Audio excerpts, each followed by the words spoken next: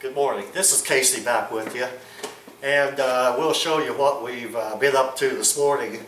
This morning we rendered 62 pounds of aluminum cans, and here's what we got. We got 42 pounds of aluminum in little biscuits here. Anyway, that's not the subject for today. Our subject is 9mm range pickup brass and our experiences with it. We'd like to share with you. We found a real nice place to go and collect brass, and it's a lot of fun out there doing it, in that it's buku brass out there. We've rendered, cleaned up, sized, and deprimed 7,300 rounds of 9mm here, as you can see, and they're spoken for already. But anyway, I want to show you some things, tell you some things, some BWearers of the brass collecting from range brass, not just 9mm, but you know, we'll get on with other different sizes as a follow-up probably on future videos. But today we're only talking about 9mm and some things to look out for, and our experiences with it. So anyway, first thing we do when we bring it home, and before we deprime it, we just throw it in a bucket of water with soap and run it through the Dillon case media separator to get all of the dirt out of them. Mostly what the dirt is from this range brass is decomposed granite, and it's highly abrasive, and it will gall up the tip of your universal decapping die to where on your downstroke of your ram you'll have that primer drawback, and you have to fiddle with your lever up and down to get that primer shaken loose from the end of your decapping pin. That will help if you clean it first. Then we do the decapping, and then we'll run it through the wet tumbler with the stainless steel pins. And the main thing, we want to get all that primer dust out of that primer pocket and all the other debris out of there also. At the same time, the more you handle your brass, you're QCing all the time also, and there's a lot of brass that you can throw out. And anyway, we do the universal decapping dies first. Then clean it with the stainless steel pins, wet tumbler, and then we will resize it using a minimum amount of case lube on them, even though we do have a carbide sizing die. So I'll give you this bit of information. These are the most common sizes, calibers of the brass that we have been picking up at these particular ranges at one location. Very few 40 caliber anymore. We used to find a lot of those, and I would like to try my hand at doing the swaging, where you swage up a 40 caliber to make a 45 ACP projectile. But I haven't got enough of them to start. I'd like to start off with about 1,000.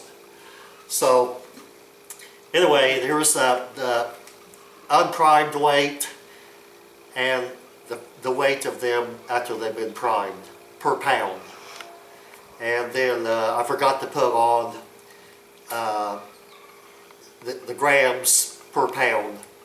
We weighed these with a gram scale, so we had to do the math. And everything here is done for you. There's no large rifle 30 caliber hardly out there, and that's why they are not on here. But you can pause on this, and this will be good information for you and make life easier for you. So anyway, back to some BWearers of 9mm. We have heard of the Max Tech, which we first found out about it from Loads of Bacon, and then we watched Preacher's Day Off. The preacher, he ran across these also, and they're steel cased. They have a step down, like a reinforcement in the bottom of the case, and they did go through the sizing die and depriming and all of that. They are magnetic. They will stick to a magnet. Also, here's a couple of different ones here. They are both the same, but they are like this. Now your MagTech and this particular one, the case overall length is 0.745, and then this one here, it comes out 0.774, and you can see the difference where it's spread out a little bit further, and they both stick to a magnet.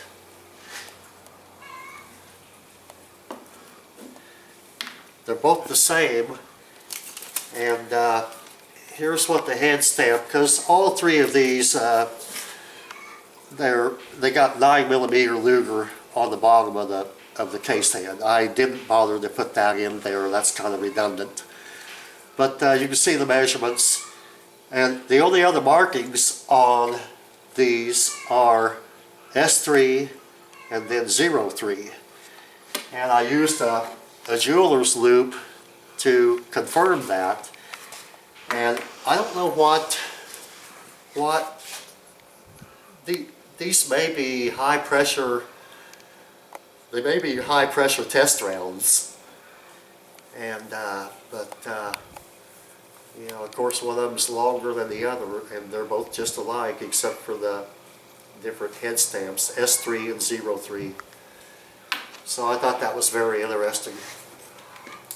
So here's another, a couple of BWearers to look for.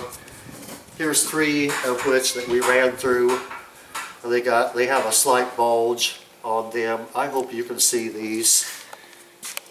They're pretty, they're not quite as pronounced as they were because they would not go up through the die, but you can see the fresh brass where my sizing die skimmed off the bulge a little bit there.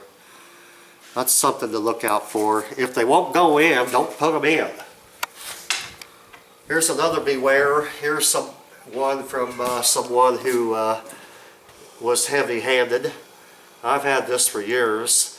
This went through a square deal Dillon loader, and see, the decapping pin went right through the side of the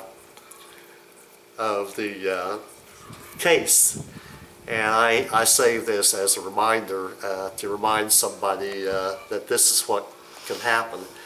And eventually the handle on the square deal B, it did break off, you know, after another 50 or so rounds.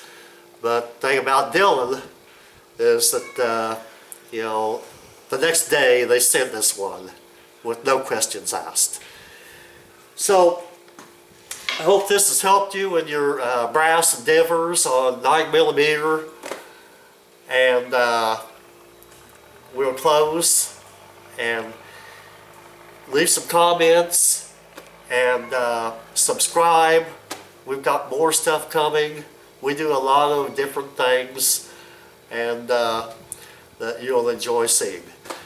Thank you and have a nice day, and we'll see you on our next video.